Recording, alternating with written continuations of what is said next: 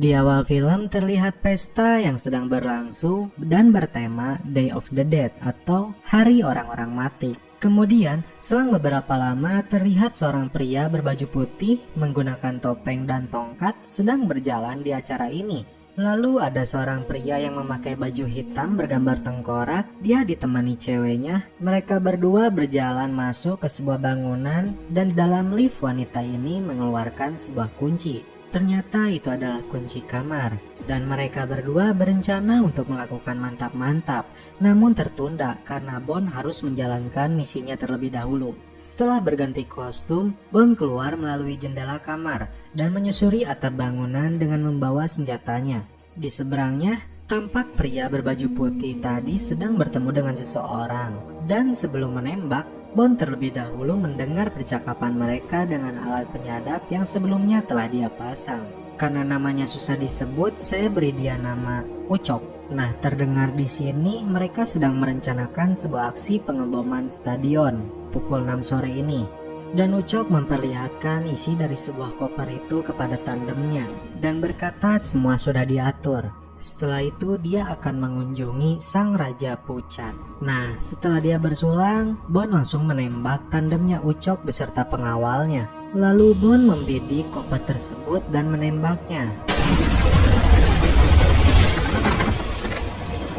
Kemudian, setelah ledakan tersebut, inilah awal kekerenan James Bond.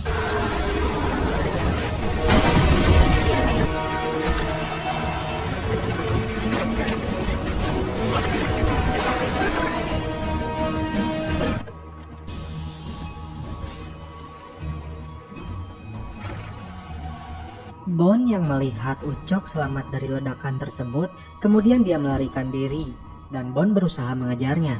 Di tengah kerumunan acara tersebut, datang sebuah helikopter dan menyelamatkan si Ucok. Kemudian Bond mengajar pria yang menyelamatkan Ucok, ia pun loncat ke dalam helikopter itu dan langsung terbawa terbang. Lalu inilah yang terjadi.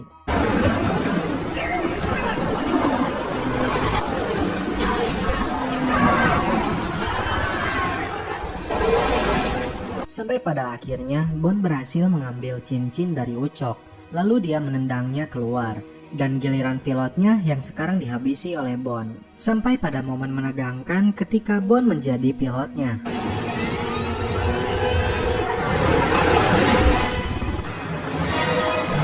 Bond yang sudah santuy di udara, dia langsung melihat cincin yang dirampasnya dari Ucok. Cincin tersebut berlogo gurita, dan kemudian film pun dimulai. Karena aksi sebelumnya, Bond masuk ke surat kabar karena dia sudah mengacaukan keberlangsungan acara dan menghancurkan separuh blok bangunan yang ada di sana. Dan yang lebih parahnya lagi, kejadian itu menjadi insiden internasional. Tak sampai di situ, kejadian ini juga berdampak kepada intelijen Inggris. Mereka terancam dan program yang diberi kode 00 akan ditiadakan karena alasan kejadian tersebut. Bond yang didesak atas misinya di Meksiko ternyata tidak diketahui oleh pimpinannya, dan itu menjadi tanda tanya besar. Uniknya, Bond beralasan kebetulan dia sedang berlibur di sana. Kemudian datang seseorang ke kantor itu.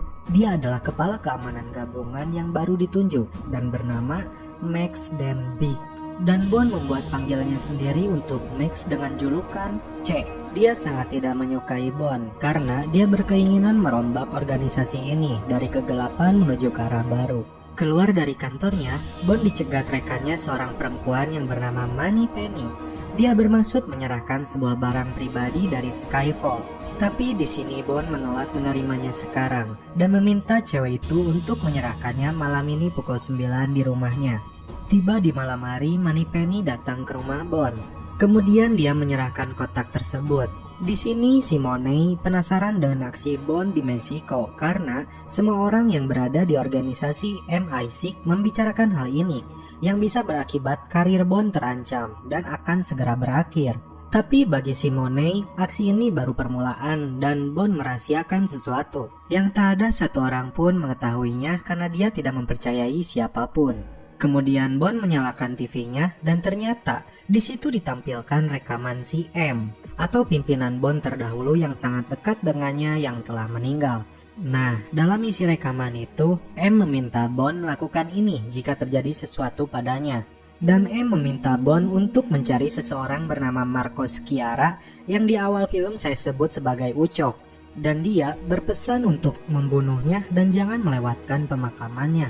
Nah, pemakamannya dilakukan 3 hari lagi di Roma. Dan Bond meminta cewek itu untuk melakukan pelacakan seseorang yang diberi julukan sebagai Sang Raja Pucat. Karena Simone terpesona dengan aura yang dimiliki Bond, tentu saja dia menyetujuinya. Kemudian, Bond melihat berkas lamanya yang terbakar di mana dia diadopsi ketika berusia 12 tahun oleh seseorang yang bernama Oberhauser Hennis. Beralih SIM ke sebuah perahu, Bond bersama rekannya menuju gedung baru yang menjadi pusat keamanan gabungan yang dipimpin C.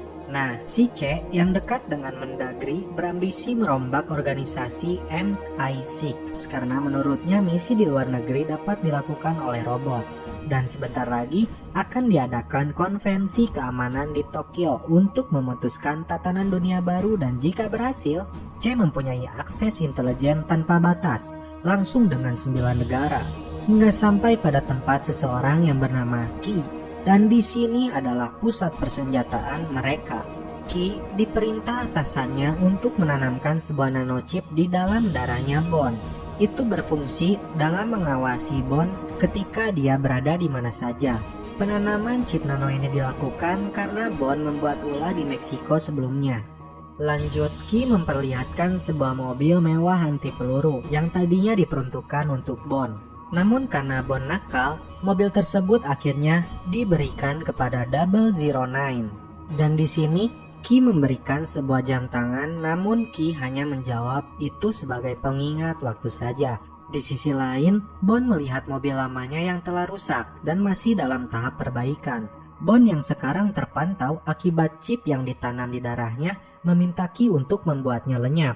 Ki yang dekat dengan Bond, dia memberi waktu sampai 48 jam hingga chip itu diaktifkannya. Kembali ke Monet yang sudah sampai di kantornya, dia mendapat sebuah kado mawar putih dan sebuah handphone dari Bond.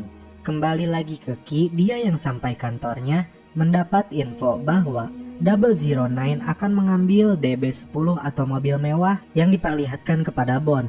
Namun ketika dia akan melihat mobil tersebut, ternyata sudah tidak ada dan hanya ada sebotol minuman.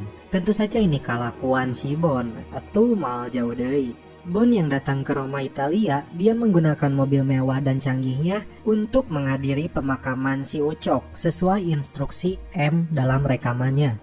Orang pertama yang dia lihat adalah sosok perempuan yang sepertinya itu adalah istrinya. Kemudian dari belakang Bond melihat salah satu orang yang hampir saja melihat kepadanya.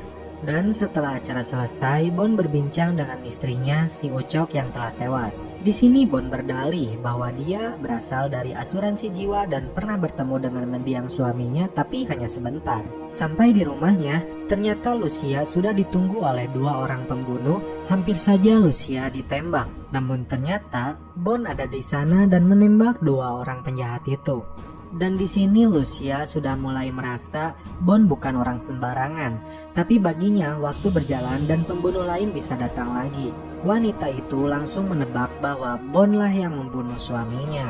Dan karena faktanya seperti itu, Bond pun tak mengelaknya karena suaminya adalah pembunuh. Kemudian tak butuh lama bagi Bond mendapatkan hatinya dan adegan celepot pun terjadi. Tak lupa dengan kewajibannya, Bond pun sambil mengorek informasi tentang organisasi mendiang suaminya.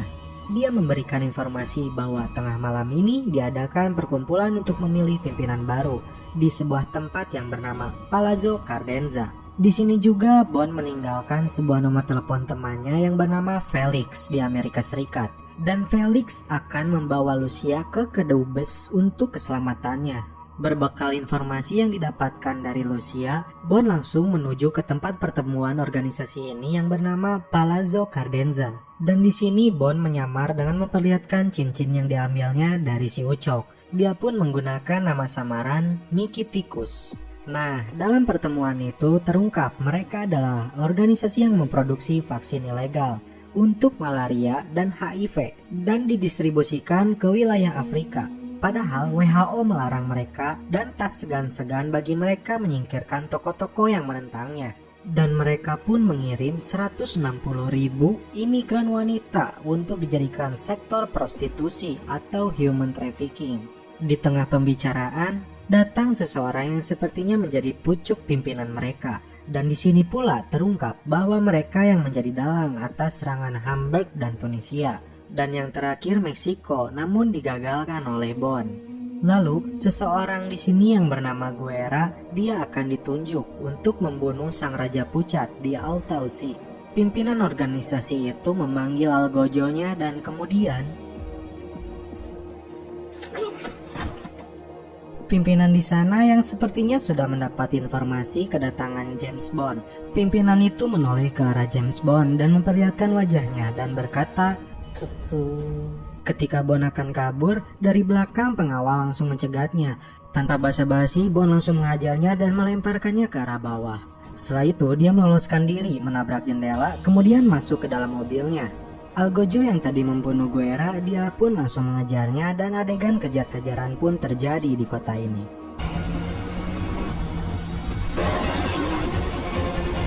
Bond melihat tombol senjata, namun ternyata gak ada amunisinya. Dan terlihat ada tombol atmosfer yang dia tekan, namun malah suara musik yang keluar. Lanjut memasuki jalan yang sempit, mobilnya terhalang oleh sebuah mobil mini yang dikendarai oleh seorang kakek. Karena kesal Bond tidak bisa menyusulnya, akhirnya dia mendorong mobil si kakek itu sampai kecepatan tinggi. Hingga sampai di ujung di sebuah tempat parkir, dan kakek tua itu pun